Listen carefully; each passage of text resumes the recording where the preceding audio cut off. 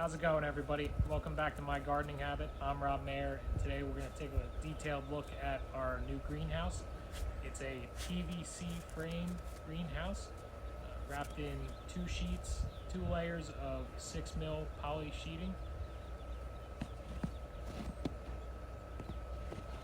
So you can see over here we have our old greenhouse, which is a 6-foot by 14 rigid frame greenhouse that we got off of Amazon. That cost $1,200, and I wanted to get something a little bit bigger. We outgrew that pretty quick, so I started looking at other designs, other things that we could do to get more square footage for cheaper. And I saw a bunch of different videos online showing like $300 for a PVC frame greenhouse, and they were talking about the same size as the old one, which the cost savings would be great, but I was still looking to get a larger footprint. So I just kind of went with my own design. Not really sure why I chose 18 by 36, but it kind of just worked out. Definitely cost more than $300. I was kind of expecting it to cost somewhere around like $800–900. I think when all said and done, it cost us roughly $1,500 to $1,600, somewhere in that range. I didn't want to go super cheap with the sheeting. I wanted something that was going to last, so I ordered 6mm poly from Nolt's Greenhouse Supply in Pennsylvania. We've been using them for a lot of our other products like hanging baskets and seed starting trays, and they have a bunch of different options to choose from with this. I chose the 6mm 4-year plastic, and we went double layer on it, so hopefully it lasts for a while. Let's go take a look at some of the details.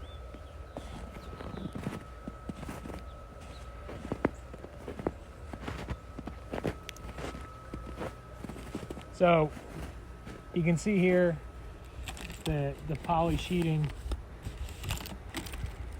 is held onto the frame by this wiggle wire and channel lock. They call it a zigzag wire when you're ordering it. And all it does is just a channel that you press your poly sheeting into, and then you just loop your wire back and forth and lock it in. So that runs the whole length of the greenhouse. We have one at the top, or at the, I guess the top of the side wall here, and one down at the bottom. The idea with locking it here and the bottom was to keep it totally secure all year. In the summertime, I plan to unlock the bottom and have a roll-up side, so we can get some more airflow going through here, because we're not going to have to keep everything so warm. Let's see. Yeah, I guess let's take a walk inside.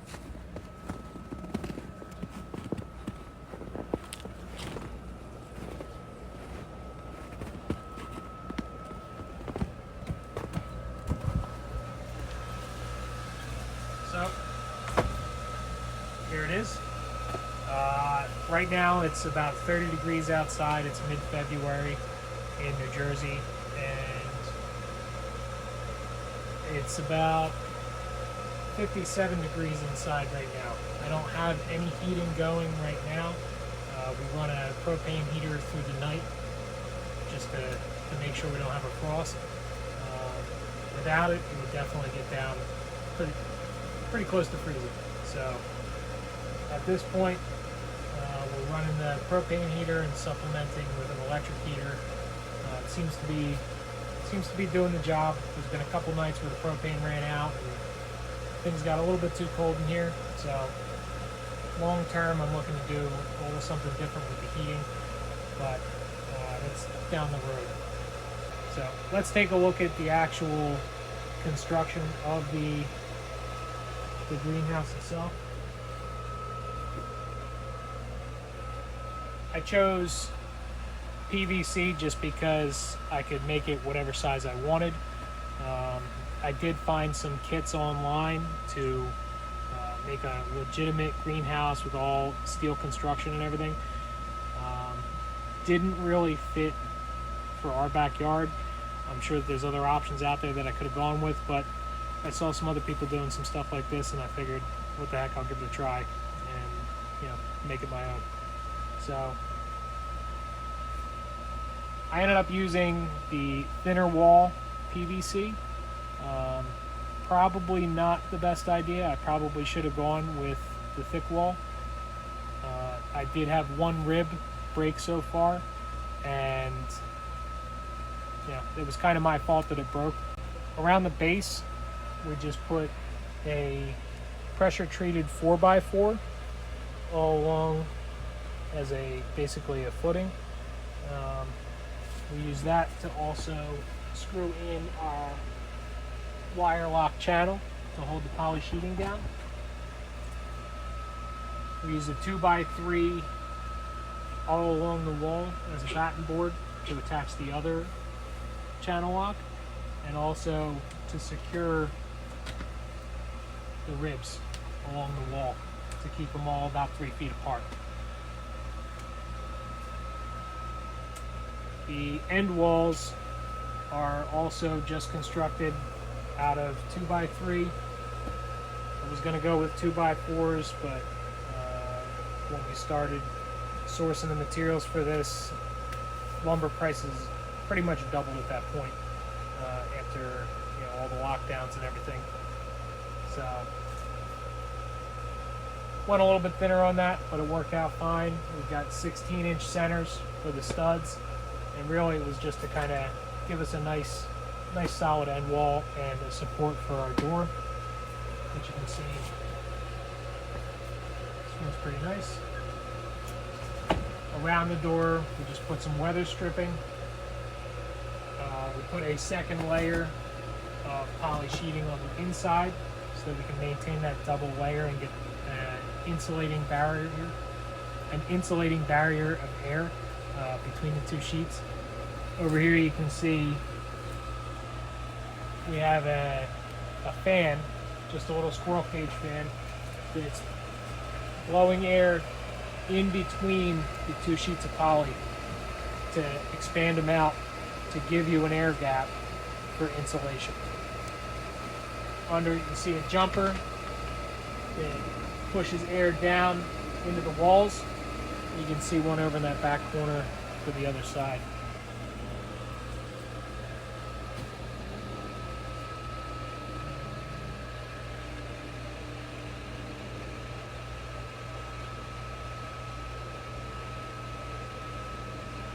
I recently installed purlins, as they're called. I just found that out, but it's just a spacer. It's just basically a support all along the ribs to keep them in place. There were a couple times when the wind started blowing that you would see a good gust of wind would come, it would hit the roof and just kind of spread the ribs out a little bit. In a pretty bad storm with heavy snow or rain, I think that could probably collapse the roof. So we wanted to support it a little bit more. You can see the wood structure that we built in here. This isn't necessarily to support the greenhouse itself. I really wanted to put this up so that I could run some conduits or some piping across the top so that we could hang baskets to keep more stuff off the ground and off the tables and everything, so we get more plants in here. I ended up tying it into the end walls to help support a little bit. That seems to be working out great. So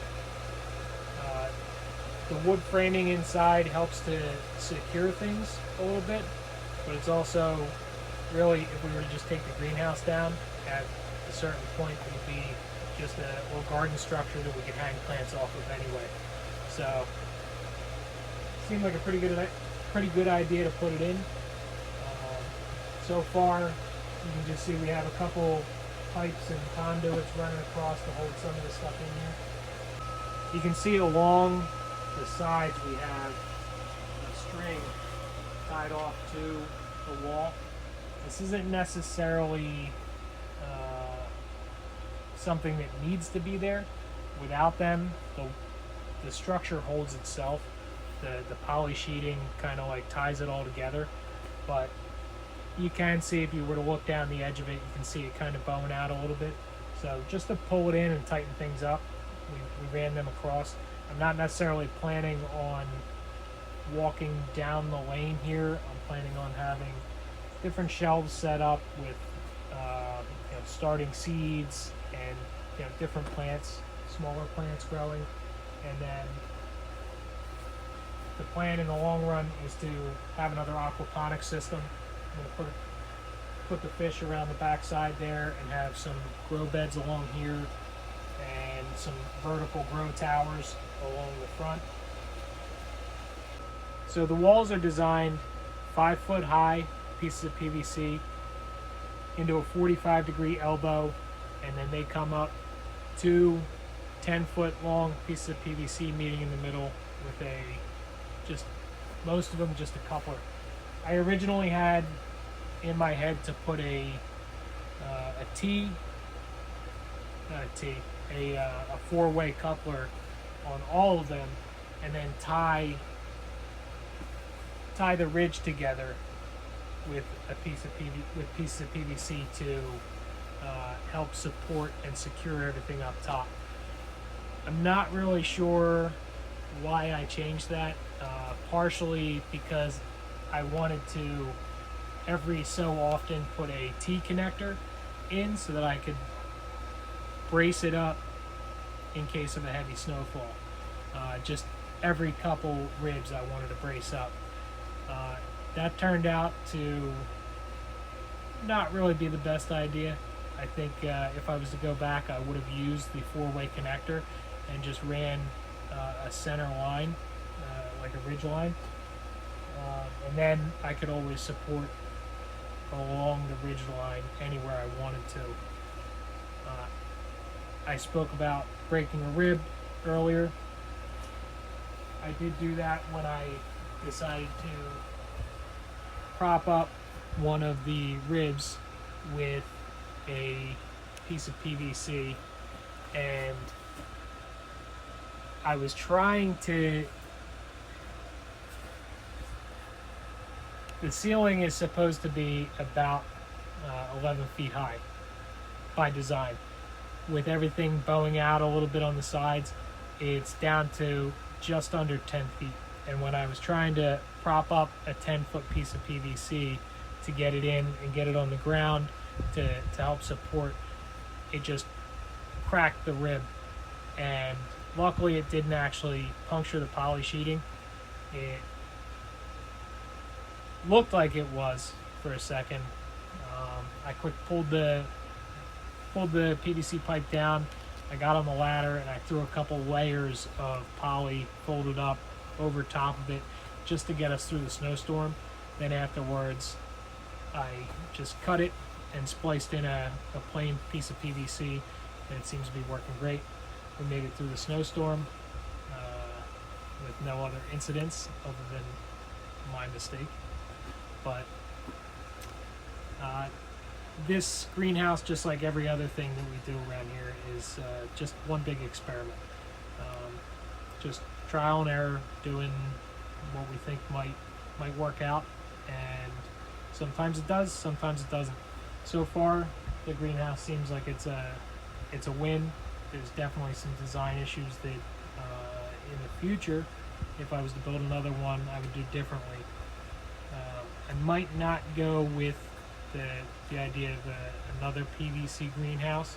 I might explore options for like a standard steel ribbed greenhouse, and I could size that.